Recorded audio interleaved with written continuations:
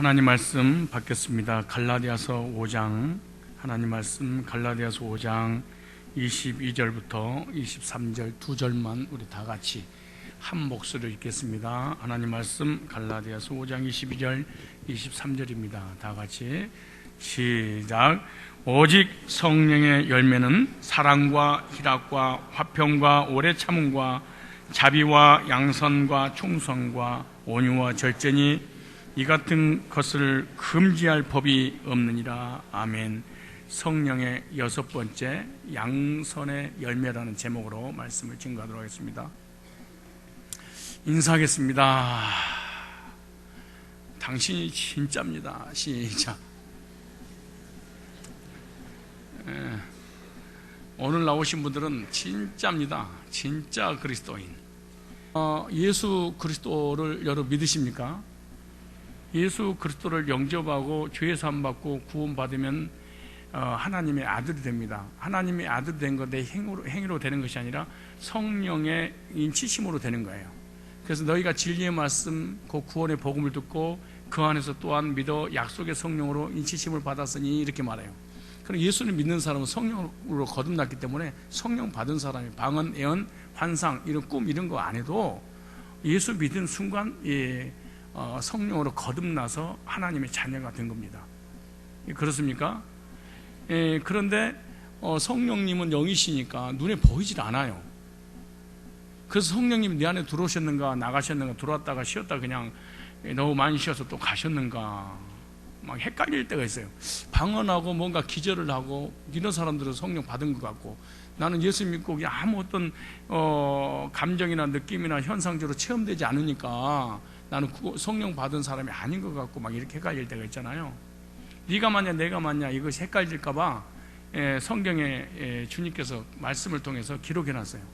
성령은 내주하실 때 본질적인 영이시기 때문에 보이지 않으니까 내가 성령 받았는지 안 받았는지 헷갈릴까 봐 나타나는 현상을 통해서 알려주시는 거예요. 왜냐하면 무슨 말이냐면 성령의 9가지 열매를 맺은 것을 통해서 성령을 받은 사람이다 이렇게 알게 해주신다는 거예요. 성령의 9가지 열매를 맺지 못하면 하나님의 백성 성령 받은 사람이 아니라는 거예요. 아무리 능력과 기적과 이적과 천과 지옥을 다 보고 왔다 할지라도 아니 주님을 직접 하늘나라 가서 만나고 왔다 할지라도 성령의 9가지 열매가 맺어지지 않고 있다면 이 사람 거듭난 사람도 아니고 나는 예수 믿어 그런데 성령의 9가지 열매가 맺어지지 않고 있다면 이 사람 이론적인 지식적 구원이다 이렇게 말하는 거예요. 그 성령의 9가지 열매가 뭐냐? 사랑과 희락과 화평은 하나님과 나와의 관계를 얘기하는 거예요. 오래 참음과 자비와 양선은 나와 사람과의 관계입니다. 나와 사람과 사람의 관계. 충성, 온유와 절제니라 이것은 내가 내 자신과의 관계. 그 성령이 오시면 하나님과의 관계, 자신과의 관계, 사람과의 관계가 딱 맺어지도록 회복시키는 역사가 성령이 하시는 일이에요. 나는 성령을 받았는데 하나님 관계도 회복되지 않고요. 내 자신과의 관계도 회복되지 않고요. 사람과의 관계는 덕망이 나는 성령 받고 덕망이 됐어요. 관계가 다 깨졌어요. 성령 받은 게 아니고 귀신 받을 가능성이 많이 있는 거예요. 근데 나는 귀신 안 받고 성령 받았는데요. 그건 이론적인 성령을 머리로 알고 있는 것이지 실제로 거듭남은 아니다. 오늘은 성령의 9가지 열매, 이 사랑과의 관계 중에 양선의 열매라는 말씀을 증거하도록 하겠습니다. 저번 시간에 두 번째 시간입니다. 양선의 열매는 양선이란 말은 무슨 말이냐? 선한 행위라 이렇게 말해요. 구원받은 성도 속에는 성령이 들어오시는데 성령의 속성 중에 하나가 이 선한 양심, 선한 행위를 가지고 들어오시는 거예요. 그래서 성령이 내 안에 들어오셨으니까 반드시 열매가 선한 행위들이 나타나는 거예요. 선한 행위 때문에 구원받은 것이 아니고 구원받은 성도의 현상적으로 보여지는 것이 선한 행위예요. 그 선한 행위 첫째, 어려운 사람을 불쌍히 여겨 자비를 베푸는 행위를 갖다가 선한 행위다. 이 양선의 열매입니다. 저번 시간에 말씀드린 걸 정리하면 첫째, 생활의 어려움을 겪고 있는 가난한 자를 돕는 것. 두 번째, 복음 때문에 복음의 일꾼을 돕는 것. 복음을 전하는 사람들이 물질적으로 힘들어요. 그런 사람을 도와주는 것. 세 번째, 기근당하는 민족을 도와주는 것. 북한이라든가 아프리카 이렇게 가난하고 힘들어서 죽어가는 많은 영혼들 있잖아요. 그런 사람들을 돕는 것. 그 다음에 네 번째로 환난 당하는 자를 돕는 겁니다.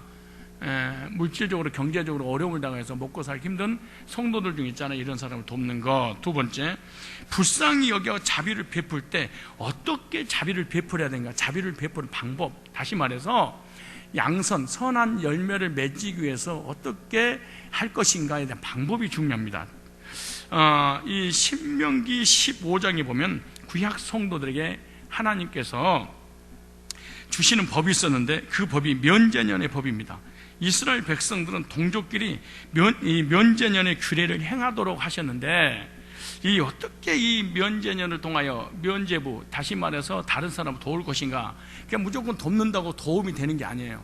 돕는 원리가 있는 거예요. 첫째, 신명기 15장으로 한번 찾아볼까요? 신명기 15장 8절에 보면은 하나님의 백성들에게 주님께서 명령을 내렸는데, 어떤 명령이냐, 너는 반드시 구제하라, 이렇게 막 반드시란 말은 해도 되고 안 해도 되는 것이 아니라 반드시 해라, 이렇게 말해요. 15장 8절에 반드시 네 손을 그에게 펴서 그 요구한 대로 쓸 것을 넉넉히 구워주라, 반드시 주라.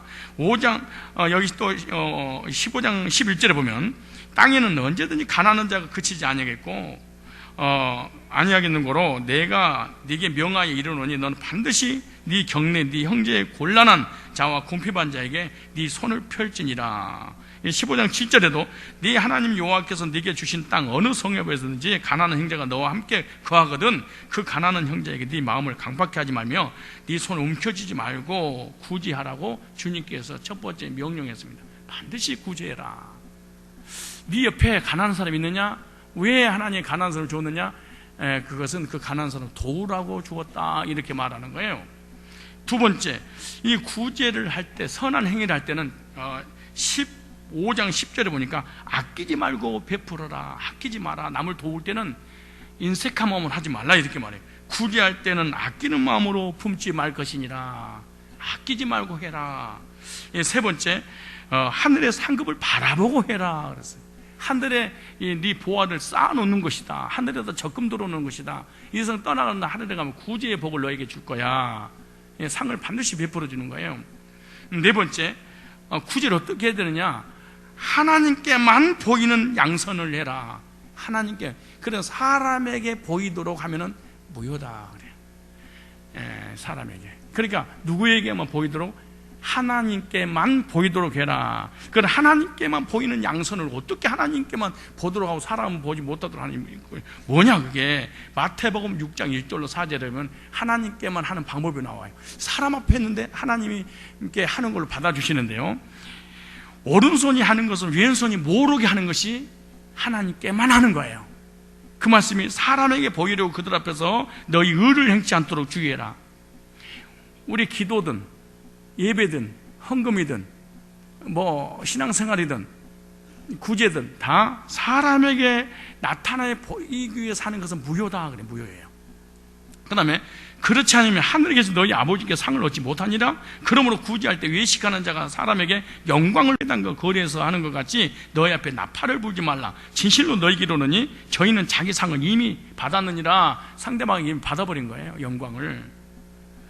너는 구제할 때 오른손이 하는 것을 왼손이 모르게 하여 네 구제함이 은밀하게 하라. 은밀한 중에 보시는 너희 아버지가 갚으시리라. 그래서 은밀하게 해라 그래요. 그래, 은밀하게 오른손이 하면 왼손이 모르도록 하나님만 보도록 은밀하게 하는 것은 그걸 어떻게 하는 것이냐? 그것이 간단합니다. 교회를 통해서 하는 거예요. 어떻게 한다고요? 개인적으로 하면은 상대방이 다 알아버려요. 그리고 개인적으로 하게 되면 나중에 무시하게 되고 상처를 받게 되고 도리어 남을 도와주고 관계가 깨져버려요. 그러니까 개인적으로 누가 가난한 사람 있으면 생색내려고 잘난 척하려고 너 힘들지? 갖다 막 도와주면 안 돼. 절대 되는 게 아니에요. 그런 사람에게 보이려고 하는 행위니까. 그러면 하나님 앞에 은밀하게 하는 것이 뭐냐? 구제헌금을 딱 하고 난 다음에 내가 개인적으로 사람을 돕지 마라. 교회를 통해서 누구를 도와주세요 라고 부탁을 해서 교회로 들어와야지. 교회로 들어오지 않고 자기가 개인적으로 하는 건 무효입니다. 상대가 무시하는 거 같고 네 잘났다고 그랬었고 절대로 이 짓거리 하면 안 돼요. 근데 왜 이 구제헌금을 안 하는 사람이 남을 돕고 산단 말이에요? 근데 왜 그 짓을 하냐? 생색내려고 그러는 거야. 잘난 척하려고.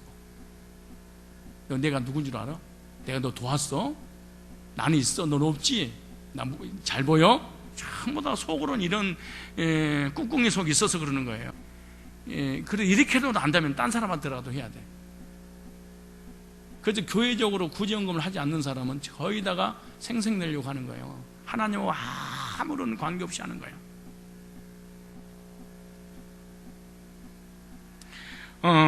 다섯 번째, 로마서 12장 8절에 보면 성실함으로 해라. 무조건 하지 말고 성실함으로.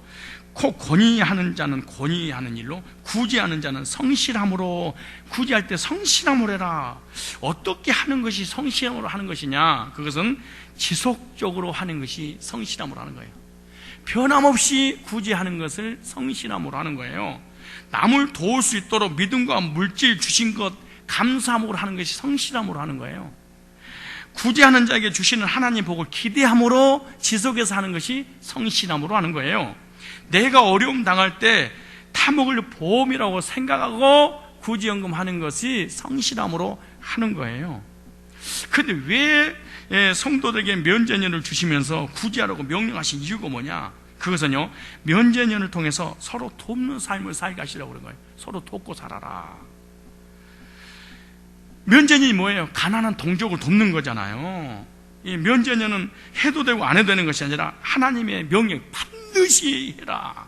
안 하면 너 죽어, 그 말입니다. 이거 하나님의 어명이잖아요. 그 다음에 면제년의 규례를 행함으로 동족 중에 가난한 자를 없애버리려고 그런 거예요. 도와줌으로 평등한 삶을 살게 하시는 하나님의 의도가 여기 있는 거예요. 그 말씀이 뭐냐? 신명기 15장 4절에 보면은 네가 만일 네 하나님 여호와의 말씀만 듣고 내가 오늘날 네게 명하는 그 명령을 다 지켜 행하면 네 하나님 여호와께서 네게 유업으로 주신 땅에서 네게 정령 복을 받으리니 너희 중에 가난한 자가 없으리라. 그래, 가난한 자를 도움으로 가난한 자를 없애게 하기 위해서 다 잘 먹고 잘 살게 하려고 하나님 한쪽은 부자 만들어 놓고 한쪽은 가난한 주시고 가난한 자를 도우라고 주시는 거예요. 가난한 자들 구제함으로 이 복을 받게 하시는데 목적이 있는 거예요. 신명기 15장 4절에 보면 네가 만일 네 하나님 여호와의 말씀만 듣고 하면서 네가 정령 복을 받으리라. 너희 중에 가난한 자가 없어. 정령 복을 받으리라. 무슨 말? 가난한 사람을 도우면은 하나님께 내가 너 복 줄 거야. 이렇게. 이 두 종류의 사람이 있습니다. 두 종류의 사람이 있는데, 하나는 하나님이 두 사람에게 동시에 복을 주셨는데 한 사람은 누릴 줄 아는 사람, 또 한 사람은 누리지 못하는 사람이 있어요.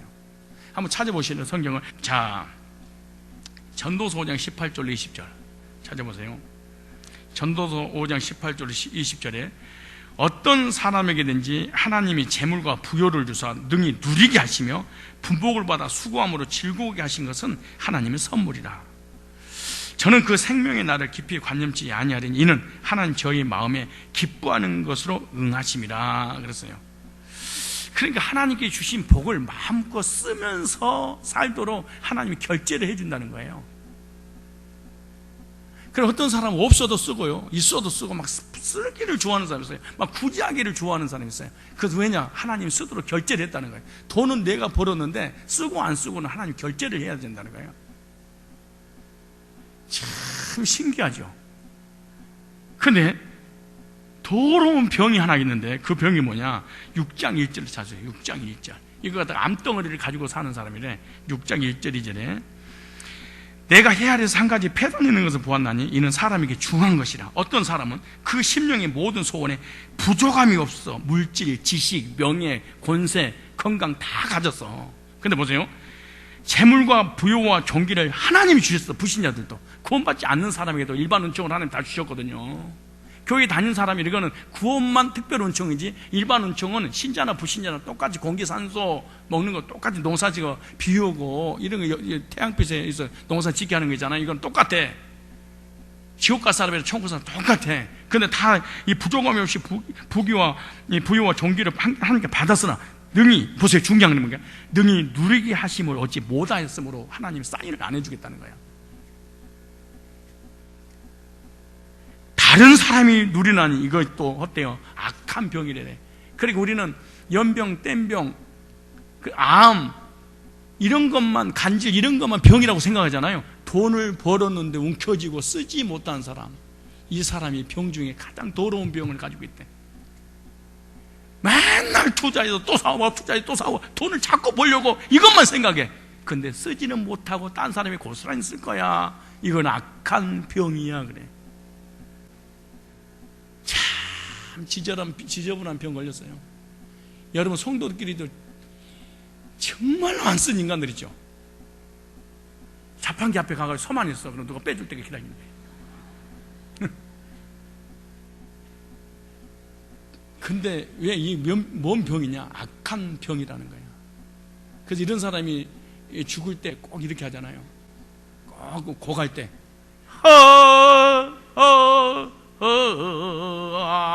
그러면서 이제 이러면은 그 이제 부인이 있다가 죽을 때 먹을 거 못 먹고 쓸 거 못 쓸 거 입을 거 못 입고 이게 말이냐 여보 불쌍해서 쓸만하니 웬 병이냐 이짓하다가 죽어버려. 인사 다시 한번 참 더러운 병 있네요. 시작. 다시 한번 더. 당신이 돈 안 쓰지 이제 알았네. 시작. 이거 쓰고 싶어 쓰는 것이 아니고 병 걸리면 못 쓰는 거야 이게. 이것도 성경에 보면 악한 병이로다. 평생 동안 벌기만 하지 한 푼도 쓰지 못하고 다른 사람이 고스란히 써. 자녀들이. 여러분 돈 있다고 쓰고 없다고 안 쓰고 그런 게 아니더라고. 우리 전도사님이 그러대. 목사님 그래 왜 다정하게 부르나? 명절 때마다 우리들한테 선물 주는 분이요 거의 부자들은 한 명도 없대요. 참 미안하대. 우리 전도사님이 그러는 거예요. 전부도 월세방 살고 천세방 살고 이 가난한 사람들만 전도사님 이것 좀 드세요. 전도사님 이것 좀 다 이렇게 부자들이 집이 있는 사람들이 찾아와서 선물 준 적이 없대요. 3명 외에는.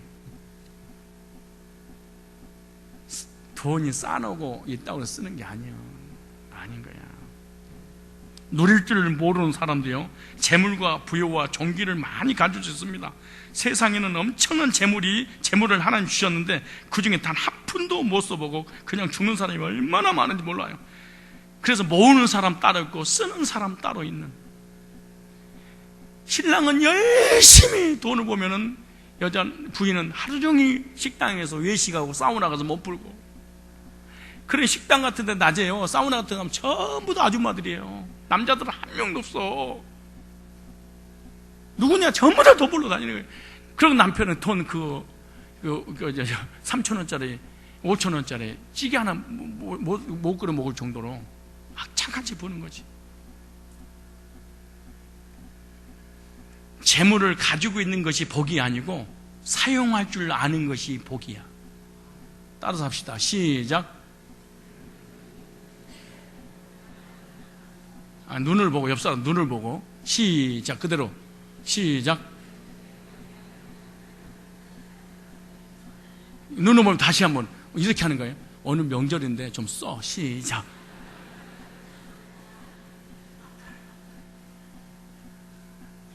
이야, 진짜 하나님 나 쓰도록 은혜 좀 주십시오. 기도 한번 해봐봐.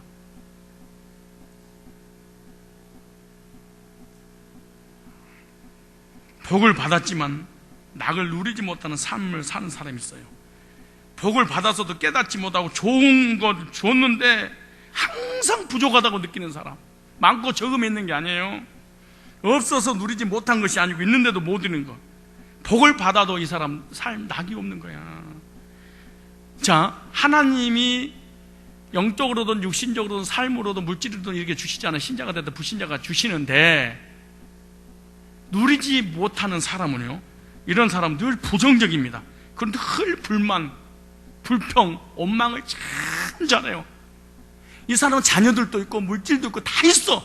근데 누리지 못하는 사람 늘 원망, 불평. 그런 사람의 특징 중 하나가 있어요. 항상 비판적이고 절망적이야. 이건 없어도 마찬가지야. 딴 사람과 비교해보면 있어. 딴 사람 자식이 없어. 난 자식 있어. 근데 늘 원망, 불평이야. 그건 늘 비판적이고 절망적인 인생을 살아. 이 가난하다고 하는 게 아니에요. 부자냐 가난 이걸 떠나서 딴 사람이 가지지 못하고 내가 가졌잖아요. 그건 늘 불평하고 원망하고 절망적인 인생을 살아. 누리지 못한 사람 특징이 뭘 잘한다? 원망, 불평, 낙심, 비판, 절망적인 거. 이런 사람은요, 있고 없고 떠나서 감사의 삶이 없어. 이것은 하나님이 누림을 허락하지 않아서 그래요. 회개해야 돼.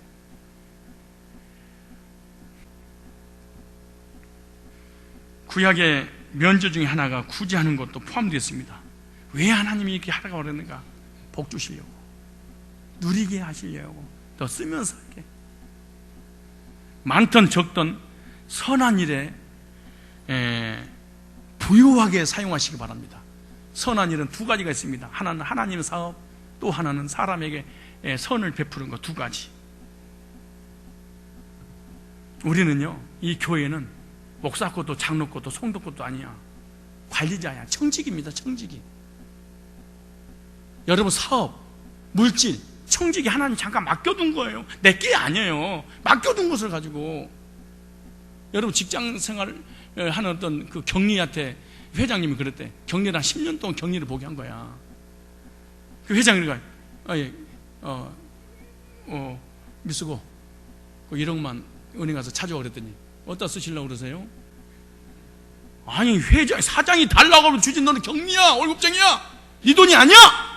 그대로 지금 혼자 백수로 있다 했더니 잘려가지고. 교회도요, 집사들이 그 재정을 보거나 오래 보거나 막 이러잖아요. 그럼 목사가 어때 돈을 써야 되니까 가져오세요 이러잖아요. 그러면 어디다 쓰려고요? 큰일 나는 거야.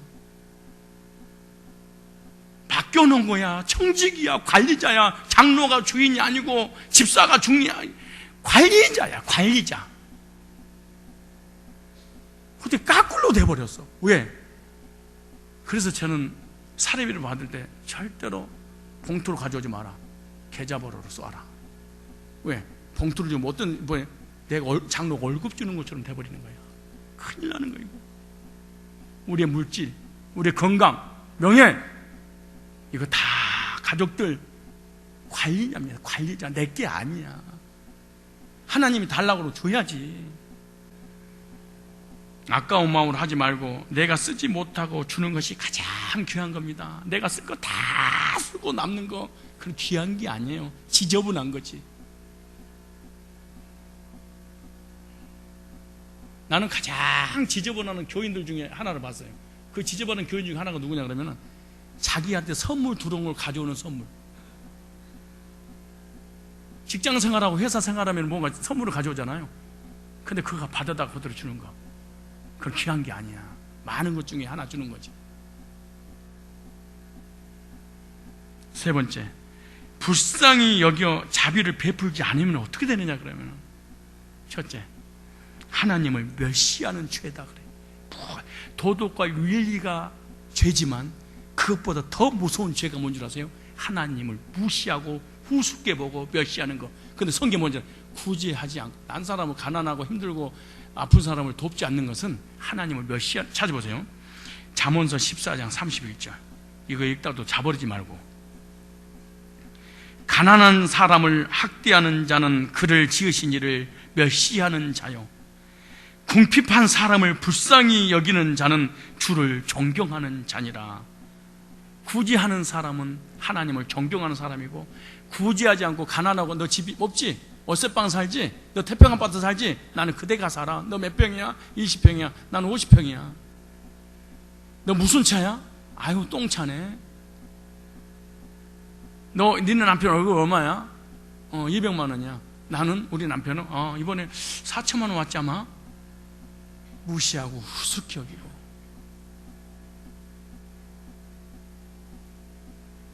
조롱하고 희롱하고.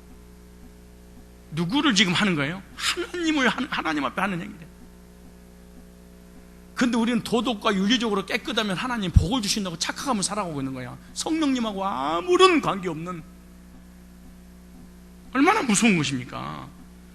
가난한 사람을 학대하는 자는 그를 하나님 지은 창조주인데, 동생 굶어 죽어가고 있는데 아버지는 부모님한테 돈 달라는 거야.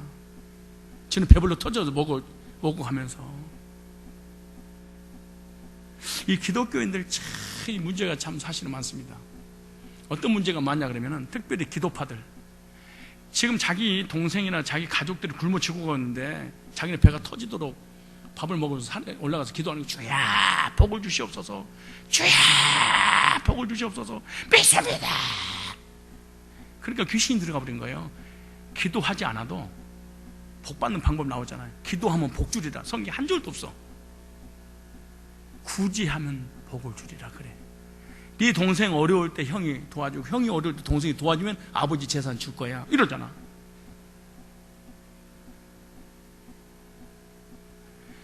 불신자보다 어떻게 보면 예수님의 이름으로 기독교인들 더 이기적일지 몰라요. 주님의 이름으로 주님이 줬다는 거야. 그럼 한 푼도 안 써버려.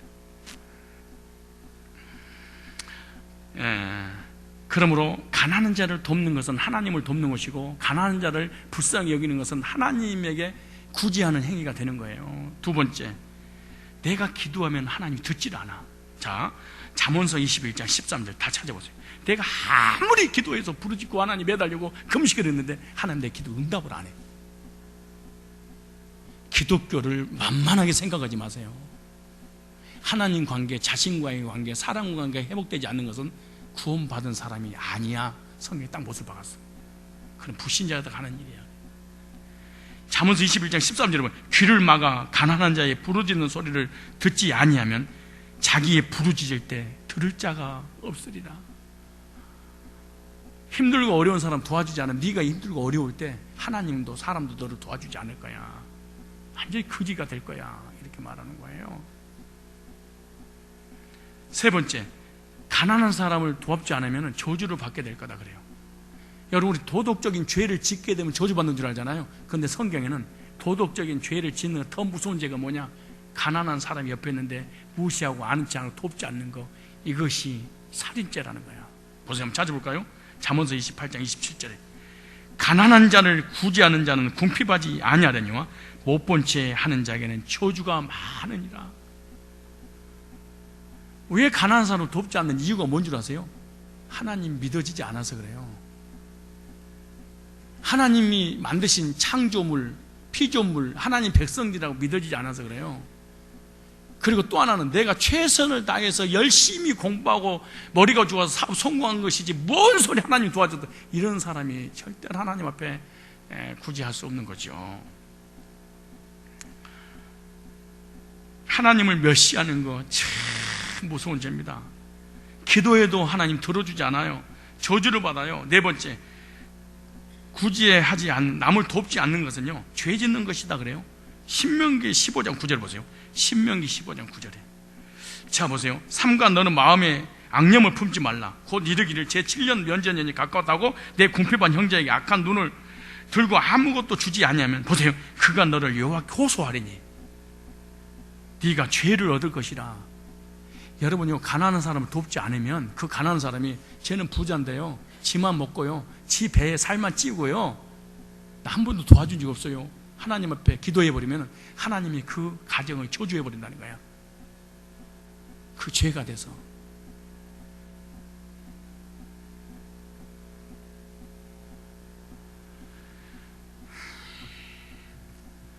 여러분, 우리 교회도 가난한 사람 있잖아요. 주변에 가난한 사람 있잖아요. 그 가난한 사람을 무시하고 희롱하고 조롱하고 돈도 없는 것이, 그러다가 그 사람이 하나님 앞에 부르짖어 기도해버리면 여러분의 인생 끝이에요. 돈을 도와주지 못한다 할지라도 무시하고 우습게 여기고 조롱하고 이러면 안 돼. 최소한의 그 사람이 나에 대해서 하나님 부르짖어 호소하게 하면 안 되지. 도와주지는 못할 망정. 그렇지 않겠어요? 왜?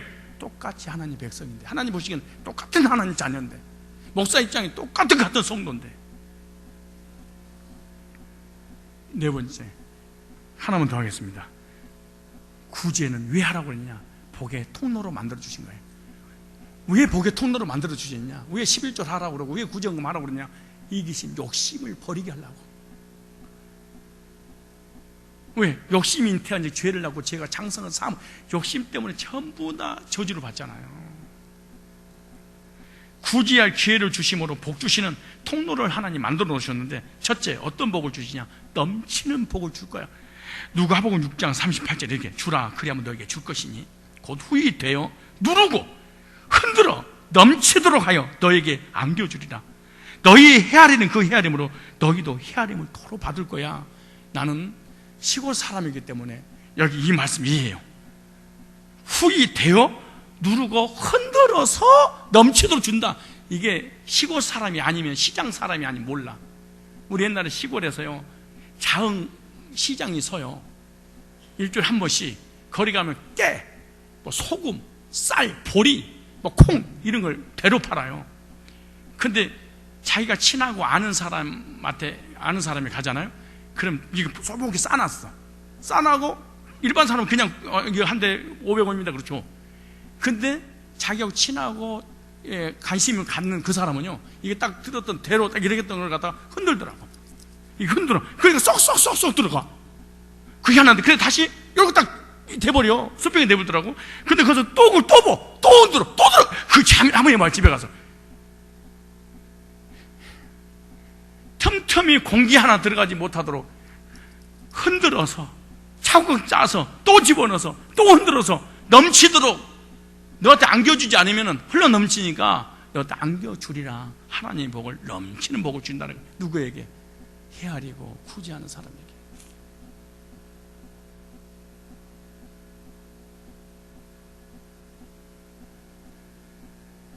여러분 얼굴 보니까 갑자기 구제하고 싶은 생각이 막 들죠? 안 해. 그러니까 우리는 사실은 예수 믿는 건 아니야. 솔직히 어떤 장로님이 나한테 그러대. 목사님 참 희한합니다. 어저께 그러더라고. 뭐가 희한해 그랬더니 성도들 다 성경을 믿는데, 성경 다 믿는데, 그리고 성경에 대해서 한마디도 따지지 않는데, 비판도 안 하는데, 성경 하나님 말씀 믿는데, 근데 이 성경 속에 있는 것을 끄집어내서 하나님 말씀 이런 거야 그럼 쳐버린다는 거야. 그 의미심장한 말 아니에요? 이 성경에 대해서 부인한 사람, 불신자도 부인하지 않는데, 신자는 더 부인하지 않는데, 왜? 말씀이 근거에서 하나님 믿으니까.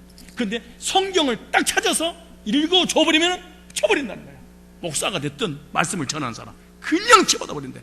이 속의 내용을 끄집어내버리면. 그 무슨 말이에요? 성경 책을 믿지 내용에 대한 의미를 믿지 않는 거예요, 교인들이.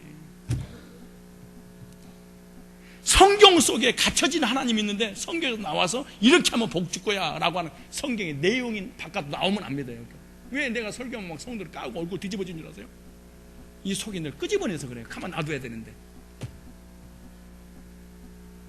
틀린 말이 아니에요, 이 말이. 두 번째, 베풀수록 부하고 풍족하고 네 모든 삶을 윤택하게 해주겠다 그렇게 말해. 잠언서 11장 24절로 25절 한번 찾아볼까요? 잠언서 11장 24절 25절에 흩어 구제하여도 더 부하게 되는 일이 나니 과도히 아껴도 가난하게 될 뿐이니라. 구제를 좋아하는 자는 어떻게 할 것이요? 풍족하여질 것이요. 남을 윤택하게 하는 자는 윤택하게, 영적으로도 정신적으로도 육신적으로 물질적으로 남을 풍족하게 하면 자기가 풍족해지고요, 남을 윤택하게 하면 자기가 윤택해져. 이게 기독교입니다.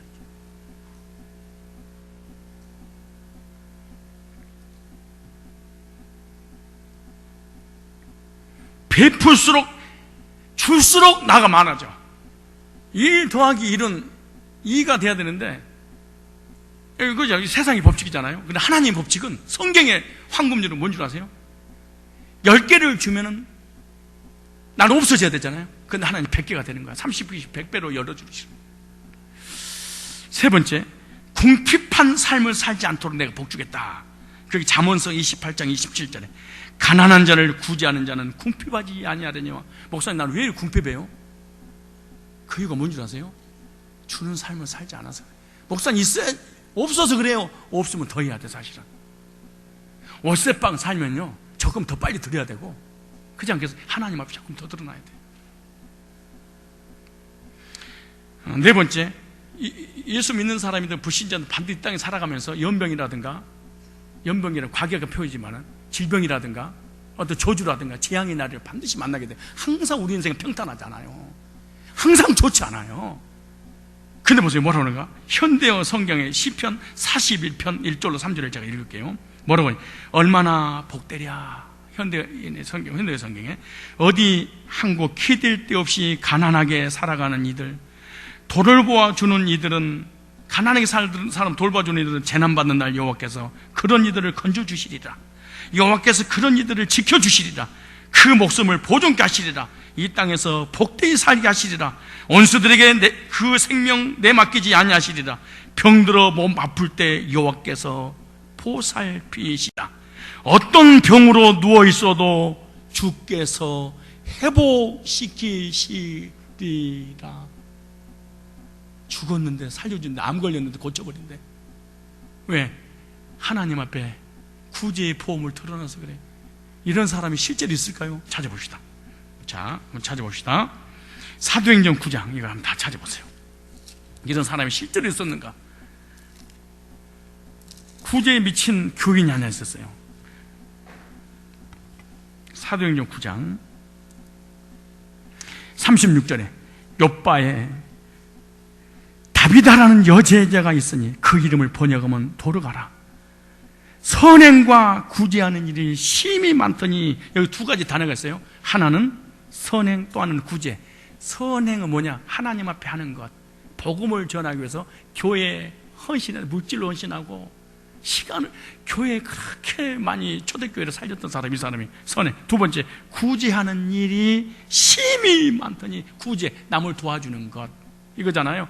두 가지에서 하나님과의 관계, 사람과의 관계. 어떤 일이 벌어졌을까요? 그때 병들어 죽음에. 이런 사람이 병들어 죽어. 진짜 목회자가요, 하나님을 잘 섬기고 성도를 섬기는데, 우리 성도들이 아프거나 병들거나 가정에 문제가 생기면 가슴이 막 메어질 것 같아요. 막 찢어지는 것 같은 생각이 드는 거예요. 막. 하나님, 이런 사람 데려가면 안 되죠. 이런 사람 사업 망하면 안 되죠. 이 사람은 진짜 교회 꼭 필요한 사람인데요. 막 야이려, 이게 막. 진짜 우리 교인들 이런 교인이 있어요. 진짜 가슴속에 있어요, 이런 교인이. 하나님, 걱정하지 마세요. 여러분 아니니까 깜짝 놀래기는. 아니, 걱정하지 마세요. 그때 병들어 죽으면 시체를 씻어 다락에 누우니라. 눕다가 욥바에 가까운지라 제자들이 베드로가 거기 있음을 듣고 두 사람을 보내 지체 말고 오라고 간청하니. 보세요. 베드로가 일어나 저와 함께 가서 이르며 저희가 데리고 다락에 올라가니 모든 과부가 베드로 곁에 서서 울며, 성도들이 그 죽은 사람을 위해서 성도를 울면서, 어떻게 도르가가 저희와 함께 있을 때 지은 속옷과 겉옷을 다 내어 보이면서, 이 사람이 도와주지 않아서 나 못 살았어요. 이 사람 때문에 살았어요. 이 사람이 죽으면 어떡해요? 라고 하니까 어떻게 보래요? 베드로가 사람을 다 내어보내고 무릎을 꿇고 기도하여 돌이켜 시체를 향하여 가로되 다비다야 일어나라니. 그가 눈을 떠 베드로를 보고 일어나 앉으자 베드로가 손을 내밀어 있고 성도들과 가부들을 불러들어 그의 산 것을 보이니. 기가 막히게 말 아니에요? 사람이 죽었는데 살아났어. 왜 하나님 살려줬다고요? 이 사람이 하나님 관계, 성도의 관계, 하나님 앞에 선을 행하고 성도 앞에 선을 행한 것이 성도들에게 본이 되고 귀감이 되니까 그들이 이걸 그냥 보낼 수 없는 거예요. 그냥 가면 안 됩니다. 보내면 안 됩니다. 하나님 종을 통해 살려주세요.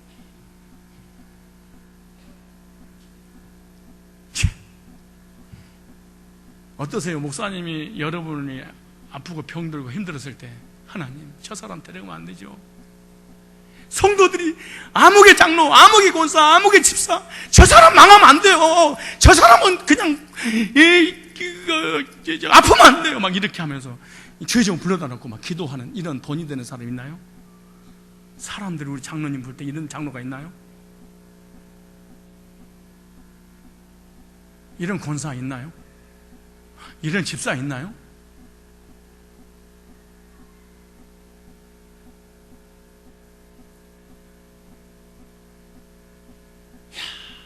이런 인생 살아야 되지 않아요? 목사님, 아무 죽었대요. 집사님, 우리 신방 가자. 누구 죽었대. 돌아가셨대. 아이고, 걔 잘 죽었네요. 아유, 진짜 가야 되는데 늦게 갔대요. 혹시 이런 사람은 아니에요? 목사가 성도들을 가슴에 안고, 하나님, 저 사람 망하면 안 돼요. 저 사람 아프면 안 돼요. 저 사람 데려가면 안 돼요. 저 사람 자녀 잘못되면 안 돼요. 팍 가슴 메어지면서 하나님 회복시켜달라고 기도할 수 있는 하나님과의 관계, 성도의 관계가 있나요? 진짜 있나요?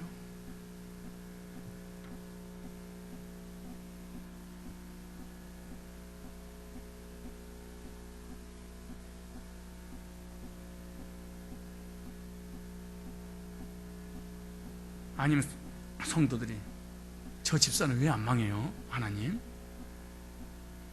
저 집사는 왜 그렇게 오래 살아요?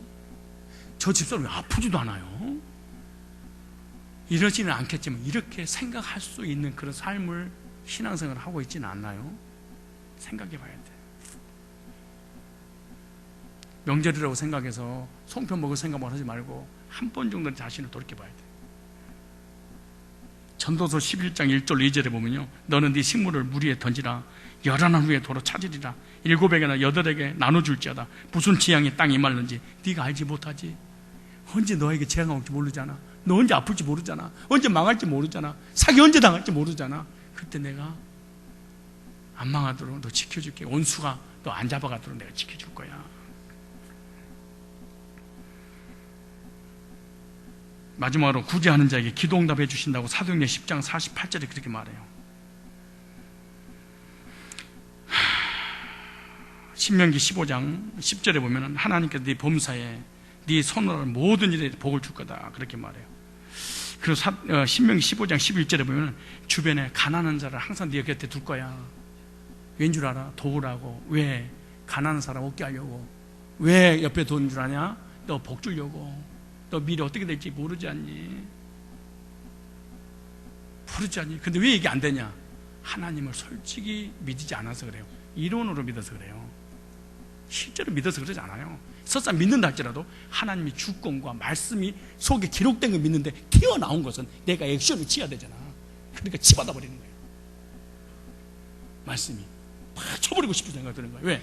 나는 하나도 버리지 않고 통째로 복만 받고 싶은 거예요. 나는 주고 싶지 않는데. 이기적인 욕망을 없애기 위해서 하나님이 하신 의도야.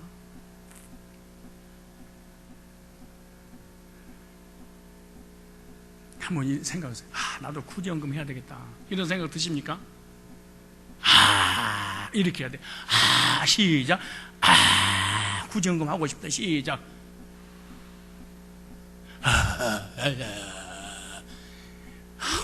다시 한번. 구제연금 하고 싶다. 시작.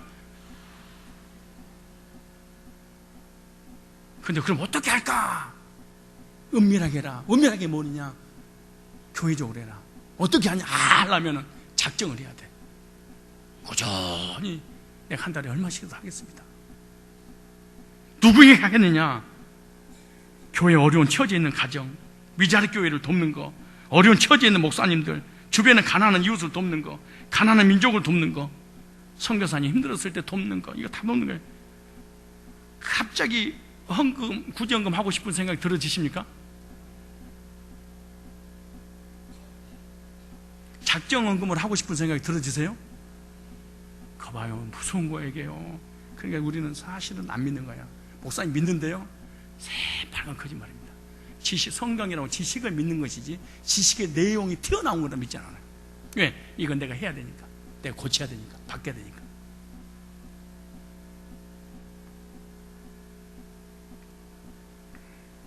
성령의 6번째 양선의 열매, 이게 구제, 선한 행위입니다. 성령 충만해서 양선의 열매를 풍성하게 맺어 이 사람 하나님 복 주셔야 됩니다. 이 사람 회복시켜 주셔야 됩니다. 이 사람 망하면 안 됩니다. 이 사람 아프면 안 됩니다. 이 사람 죽으면 안 됩니다. 살려버리는 회복의 역사가 여러분과 여러분 미래에 어떻게 될지 모르는 삶 가운데 일어나기를 주의 이름으로 축원합니다. 잠깐 간증하는 시간을 갖고 임현자 우리 청년 잠깐 나와서 간증 좀 해주세요.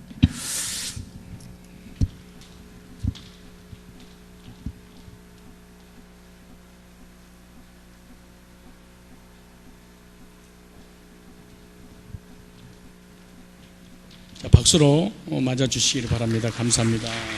이번에 수련회 집회 때 받은 은혜를 함께 나누려고 한 5분 정도 할 겁니다. 예, 다이청년부 청년 임현자입니다. 네, 저는 청년부 수련회를 통해서 하나님께서 말씀하시고 보여주신 놀라운 은혜를 함께 나눌 수 있는 자리를 허락하신 하나님과 목사님께 감사드리며 수련회 현장에 역사하신 성령님의 덮으심과 임재를 전하고자 합니다. 먼저 목사님의 말씀을 통해 제가 어떤 사람이었고 이제는 그리스도 안에서 어떤 사람이 되었는지, 또 저 혼자 구원받은 것이 아니라 청년부 공동체의 우리 모두 한 말씀으로 구원받고 그리스도 안에서 하나가 된 한 지체이며 영적인 가족임을 다시 한번 알 수 있었고, 그리스도 안에서 변화된 새로운 관계들을 더 이해하고 받아들이게 되었습니다. 구원받기 전 저는 허물과 죄로 죽어 하나님과 관계가 단절되었고, 죽은 시체가 스스로 움직일 수 없듯이 저의 의지로는 구원받을 수 있는 가능성이 전혀 없는 존재였습니다. 하나님의 자녀인데 자녀인 줄 모르고 사는 본질상 진노의 자녀로 영적인 감각 없이 혼과 육만을 가지고 육신의 욕심을 따라 만족과 평안과 기쁨 없이 세상 사람들과 똑같이 살고 있었습니다. 그런 저를 하나님은 그리스도 예수를 통해 살리셨고, 그 예수님을 영접함으로 하나님을 다시 찾고 하나님을 저의 아버지라고 부를 수 있게 하셨습니다. 이처럼 저는 그리스도 안에서 죄로부터 탈출하여 구원받고 생명 얻어 혈통으로 하나님의 가족이 된 하나님의 아들입니다. 저는 제가 드리는 예배를 통해서 하나님의 사랑을 받고 있음을 예배를 통해 말씀을 통해서 기쁨과 평안과 성령의 충만함으로 나타내 보여주시고, 저를 세상 끝나는 날 천국으로 반드시 데려가실 거라는 확신 속에서 기쁨이 넘쳤습니다. 이제 저는 하나님의 아들답게 살 것입니다. 하나님과 친밀한 관계 속에서 교제하며 누리며 살 것입니다. 그리고 저에게는 그리스도 안에서 잃어버린 형제가 생겼습니다. 한 아버지에게서 난 영적인 형제로 천국에서 영원히 함께 살 사람들입니다. 너무 가까워서 부딪힘이 잦고 사랑하기 어려운 대상이기도 한 영적인 가족입니다. 그러나 예수님은 예수님의 피의 값을 치르고 형제를 만들어준 귀한 존재들이기에 우리는 서로 사랑할 것입니다. 말과 혀로만이 아닌 행함과 진실함으로 서로 사랑할 것입니다. 서로 사랑함으로 진리 안에 거하는 구원받은 자녀인 줄 알게 되고, 서로 사랑함으로 믿음이 굳어지고 성장할 것입니다. 또한 서로 사랑함으로 우리 마음속에 하나님의 사랑이 이루어지며 성령 충만함을 받는 최고의 복을 받을 것입니다. 우리는 한 교회에서 한 말씀으로 구원받고 한 말씀 받아 먹으며 살아가는 영적인 가족이 되었습니다. 성령으로 하나 되어 가족이 된 우리는 자기 주쟁만 내세우지 않고 각자 자기 역할만 감당할 뿐만 아니라 서로 사랑하고 서로 용납하며 하나됨을 힘써 지킴으로 하나님을 기쁘시게 하는 그리스도 안에서 새롭게 변화된 하나님의 가족들의 삶을 살 것입니다. 이렇게 말씀 집회 후 성찬식을 통해 우리는 그리스도 예수 안에서 하나됨을 확인하는 시간을 가졌습니다. 주님 외의 것에 더 관심을 두어 주님을 잃어버리기 쉬운 우리에게 하나님의 자녀만이 할 수 있는 특권으로 성찬식을 허락하심으로 예수님의 죽으심과 부활을 기억하고 기념하게 하심에 감사하며 성찬의 떡과 포도주를 대하였습니다. 우리의 죄를 위해 피 한 방울 남기지 않고 쏟아 부으신 예수님의 언약의 피의 잔과 자신의 살을 찢으심으로 우리에게 영생을 선물하신 예수님의 영생의 떡을 먹고 마심으로 예수님의 죽음의 의미를 선포하였고, 우리는 구원의 확신과 감격과 감사로 충만해졌습니다. 특히 한 덩어리의 빵에서 한 조각의 빵을 떼며 우리는 성산교회 한 공동체 안에 한 조각임을, 그리고 우리는 연합된 하나임을 확인할 수 있었습니다. 우리는 한 그리스도로부터 구원받고 한 그리스도로부터 나온 하나입니다. 여러 지체가 모여 한 몸을 이룬 것처럼 한 피 받아 한 몸 이룬 지체임을 기억하며 하나됨을 힘써 지킬 것을 결단할 수 있는 시간이었고, 우리는 생각과 사상과 이념과 철학을 넘어서 하나로 묶여지는 시간이었습니다. 더 이상 우리는 나누어지지 않을 것입니다. 왜냐하면 그리스도께서 한 몸이시기 때문입니다. 더 이상 우리는 나누어지지 않을 것입니다. 왜냐하면 그리스도가 나누어지지 않으시기 때문입니다. 말씀과 성찬식을 통해 우리가 한 그리스도에서 난 한 지체임을 확신한 우리는 서로에게 사랑을 실천하는 세족식을 가졌습니다. 예수님은 십자가를 지시기 전 제자들의 발 앞에 무릎을 꿇고 제자들의 발을 씻겨주시는 본을 보여주셨습니다. 주인이신 예수님이 종이 되어 발을 씻기시는 섬김의 본이셨고 제자들이 예수님을 저주하고 부인하고 갈 것을 알면서도 한 번 사랑하시되 끝까지 사랑하시는 변함없는 사랑의 본이셨고 제자의 부족한 부분을 닦아내주시는 용서의 본이셨습니다. 예수님은 제자들의 발을 씻겨주시면서 말씀하셨습니다. 내가 너희에게 행한 것 같이 너희도 행하게 하려 하여 본을 보였노라. 우리는 이 말씀에 순종하여 성령으로 떠오르게 한 믿음의 형제와 자매들의 발을 씻겨주었습니다. 교만했던 마음, 상대보다 높아지려는 마음을 회개하며 발을 씻겨주었습니다. 섬겼어야 하는데 섬기지 못한 미안함을 사과하며 앞으로 잘 섬기겠다고 고백하며 씻겨주었습니다. 사랑하지 못했음을 고백하며 용서를 빌며 씻겨주었습니다. 앞으로 더 사랑할 것을 고백하며 씻겨주었습니다. 또 그 자리에 함께 있지는 않지만 일상에서 만났던 사람들 중 섬겹어야 하는 사람들, 사랑을 베풀지 못했던 사람들, 용서를 빌고 또 용서해 주어야 할 사람들을 생각하며 마음으로 그들의 발을 씻겨주었습니다. 일순간 세족식은 화해의 장이 되었고 사랑과 섬김과 용서의 도를 실천하는 시간이 되었습니다. 말씀과 성찬식과 세족식을 통해 영적인 한 가족이라는 확신 속에 막혔던 모든 묵은 때를 벗긴 우리 형제들은 사랑하는 법을 말씀을 통해 깨닫고 적용하며 실천함으로 성도와의 아름다운 교제를 할 것을 다짐하였습니다. 우리의 못된 인격, 성품, 제약을 묻지도 따지지도 고치지도 않으시고 그대로 받아 용서해 주신 예수님처럼 우리도 믿음의 형제의 연약한 부분까지도 그대로 받고 용납하는 교제를 할 것입니다. 서로 사랑으로 종노릇하는 섬김의 교제를 할 것입니다. 형제에게 부족한 것이 무엇일까 고민하며 채워줄 것입니다. 믿음의 형제의 교회에서 헌신과 사랑과 선행을 인정하고 격려해 줄 것입니다. 사랑과 관심으로 돌아볼 것입니다. 하나님과의 관계 회복을 시작으로 사람들과의 관계 회복까지 모든 관계를 회복시켜 주심으로 하나님의 은혜를 회복시켜 주신 주님 감사합니다. 합평케 하시는 예수님으로 말미암아 하나님과 관계가 회복된 사람은 자동으로 사람들과의 관계도 회복되며 합평의 열매를 심는다는 것을 알고 보여주신 수련회였습니다. 모든 영광 하나님께 올려드립니다. 감사합니다. 이어서 친화자매 한 명만 더 하겠습니다. 나오세요. 박수로 맞아주시길 바랍니다. 감사합니다. 참고로 우리 친화자매 간증할 때는 좀 이해를 할 필요가 있어요. 왜냐 그러면 두 가지인데 하나는 눈물이 많아요. 또 하나는 우리 자매가 정통교회 다니다가 신천지에 몇 년 빠져서 우리 교회에서 개종 상담받고 복음 듣고 구원받고 난 다음에 청년들의 여러 가지 막 이간질 막 이런 걸로 인해서 다시 신천지라고 오해를 해서 상담소에 가서 다시 1년 동안 상담 교육을 받고 난 다음에 다시 돌아오는 그런 과정이 있었어요. 그게 돌아오고 난 다음에 청년들이 시선이 정말로 하나님 백성으로 받아주지 않아서 개종하고 하나님 백성이 됐어도 막 조롱하고 희롱하고 따돌리고 눈초리가 매섭고 이런 것 때문에 견디기가 힘들었었는데 수련회를 통해서 회복되어지는 것을 지금 간증을 통해서 나누려고 합니다. 다시 한 박수로 맞아주시기 바랍니다.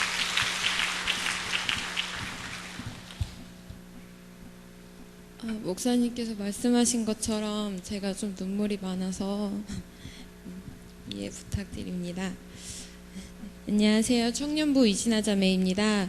부족한 자를 통해 하나님의 영광만이 드러나는 시간이 되길 소망합니다.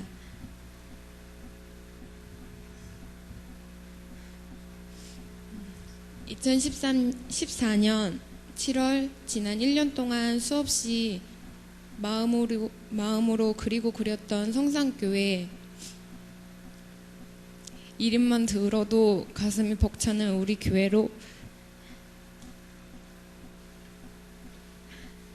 하나님의 은혜 가운데 돌아오게 되었습니다. 그러나 저에게는 뛰어넘어야 할 것들이 너무나 많았습니다. 그런 시간이 수련회였습니다. 은혜를 회복시켜 주시옵소서라는 타이틀이 선포되었습니다. 너무나 오고 싶었고 정말 폭포수 같은 정말 쏟아지는 은혜를 받고 싶었습니다. 정말 하나님께서 이번 수련회를 통해 이러한 은혜를 저에게 부어주셨습니다. 하나님과의 관계를 점검받음으로 구원의 감격으로 확신으로 다시금 회복시켜 주시고 사람과의 관계까지 모두 다 회복시켜 주셨습니다.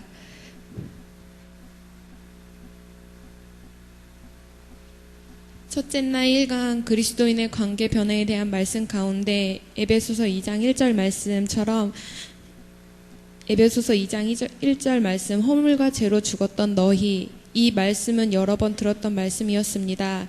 그러나 그날따라 한 단어가 제 마음에 들어왔습니다. 그건 바로 시체였습니다. 내 스스로 이곳에서 저곳으로 움직일 수조차 없는 시체가 과거의 저였습니다. 그러나 하나님의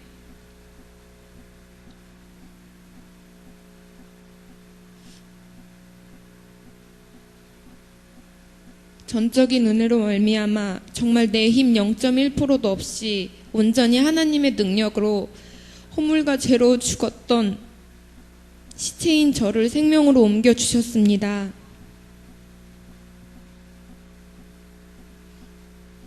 생명으로 옮긴 바 된 저는 그리스도 안에서 죄로부터 탈출하여 구원받고 생명 얻어 혈통적으로 하나님의 가족이 된 하나님의 아들입니다. 그렇기에 저는 하나님의 사랑받고 있는 존귀한 자로 이사야서 49장 16절 말씀처럼 진나를 손바닥에 새겨 놓으시고 진나를 늘 보호하시고 진나를 인도하고 계십니다. 그리스도만이 내 길이시고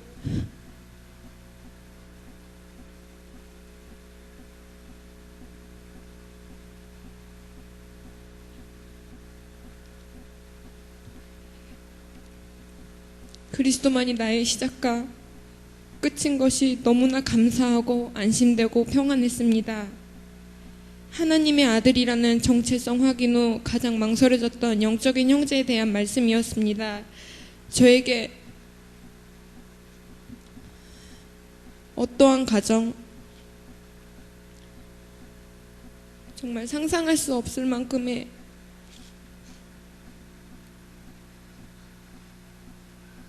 제 고통의 시간이 있었을지라도 이곳에 있는 사람들이 예수님의 피값으로 사신 저를 위해 주신 형제들인데 지체들인데 100% 있는 그대로 저는 인정하지 못했고 받아들이지 못했습니다.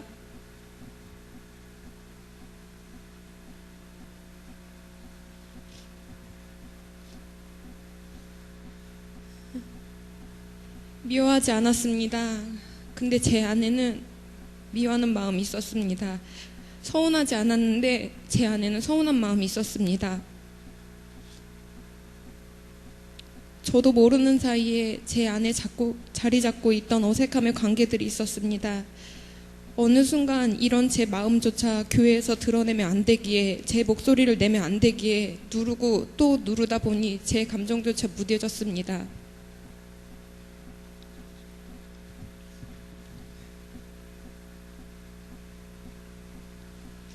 저는 제 자신이 아픈지도 몰랐습니다. 당연히 참아야 되는 거라고 생각만 했습니다. 그러나 하나님께서는 저의 은밀한 모든 것까지 아시기에 제 안에 있던 이러한 마음들조차 적나라하게 끄집어내셨고 드러내셨고 회복시키시고자 하셨습니다. 에베소서 4장 1절에서 2절 말씀, 그러므로 주 안에서 갇혀 내가 너희를 권하노니 너희가 부르심을 입은 부름에 합당하게 행하여 모든 겸손과 온유로 하고 오래 참음으로 사랑 가운데서 용납하고 서로 용납하라. 어려웠습니다. 정말 마음으로 정말 쉽지 않았습니다. 그럼에도 불구하고 저는 어려웠지만 저는 쉽지 않았지만 하나님께서는 제 10년 가운데 하나씩 작업을 이어가셨습니다. 성만찬 시간이었습니다. 말씀을 통해 성만찬은 주님의 죽으심을 기념하고 선포하고 그리스도인의 연합이라 하셨습니다. 일반 성찬식 때는 작은 한 조각의 빵으로 각자가 성찬식을 대했지만 이번 수련회 성만찬식은 한 빵에서 동시에 빵을 뜯어가는 거였습니다. 동시에 뜯어가다 보니 그리스도인들의 연합이 눈으로 보여졌습니다. 한 빵에서 한 조각이 나온 것은 그리스도 안에서 우리가 하나라는 것을 저에게 보여주셨습니다. 저는 그것을 보고 그리스도 안에서 진정 하나이구나라는 것을 인정하게 되었습니다. 세족식을 통해 예수님께서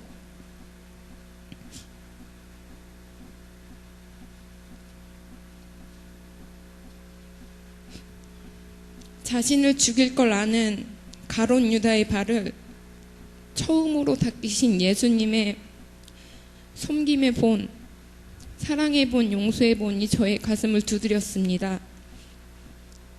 저는 제 자신에게 물어봤습니다. 진아야, 너라면 과연 할 수 있겠니? 너를 죽일 걸 알고 너를 오해하고 너를 몰아버리는 사람들을 용서할 수 있겠니라는 거였습니다.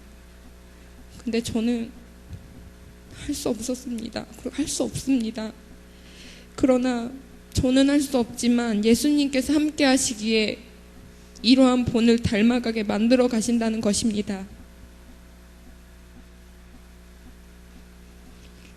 그리고 말씀이 끝난 후 조원들의 발을 씻겼습니다.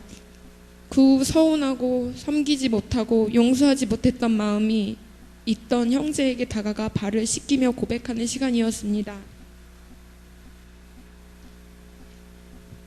저는 허공만 바라보며 앉아 있었습니다. 왜냐하면 어느 한 사람, 개인이 아니라 청년부 전체 안에 있던 모든 사람이었기 때문이었습니다. 정말 그렇게 앉아 있을 때 저의 자존심, 나이, 상처, 수많은 오해가 걸림돌이 되지 않았습니다. 기이한 지체 한 분 한 분 저에게 다가와 서로 고백하고 용서할 수 있었습니다. 사실 저와 가까웠던 지체들도 저로 인한 많은 관계의 어려움을 겪고 있었는데 그 관계도 하나씩 연결되어지는 모습들이 제 눈앞에서 일어났었고 그 자리에 있던 청년들에게도 이러한 역사들이 전체적으로 일어나고 있었습니다. 어느 누가 먼저가 아니라 하나님께서 다가가는 자나 받는 자나 누구나 할 것 없이 이미 마음의 문을 열어 놓으시고 준비해 놓으셨습니다. 너무 감사했습니다.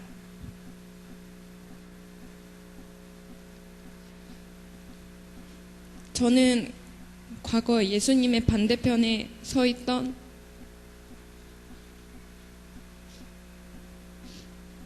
용서받을 수도 용납되어질 수도 없었던 자였습니다. 그럼에도 불구하고 예수님께서 저를 묻지도 않으시고 따지지도 않으시고 고치시지도 않고 사랑하시고 용서하셨습니다. 예수님께서 제게 그러하신 것처럼 저도 여러분에게 묻지 않고 따지지 않고 고치지 않고 있는 그대로 받아들이겠습니다. 그리고 섬기겠습니다. 그리고 사랑하겠습니다. 그리고 용서하고 용납하겠습니다. 그리고 2011년 교회에 처음 왔던 그때 어느 누구 할 것 없이 성산교회에 정착할 수 있도록 섬겨주신 우리 청년부 그리고 성도님들께 저는 너무나 큰 은혜를 받았습니다. 제가 성도님 받은 은혜 잊지 않으며 늘 감사하며 섬기며 살겠습니다. 부족한 자의 고백 들어주신 분들께 감사드리고 우리 청년부 너무나도 사랑하고 감사드립니다. 그리고 영적인 거지로 정말 처참하게 이곳 가운데 왔을 때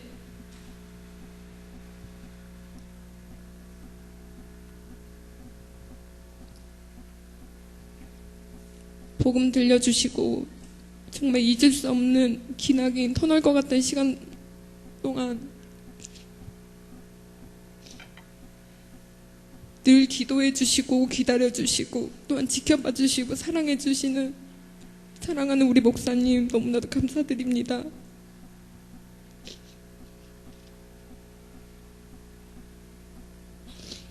그리고 이 모든 거 허락하시고 또한 주시며 모든 것 가운데 가장 좋은 곳으로 인도하신 하나님 이 모든 감사와 찬양 영광 올려드립니다. 감사드립니다.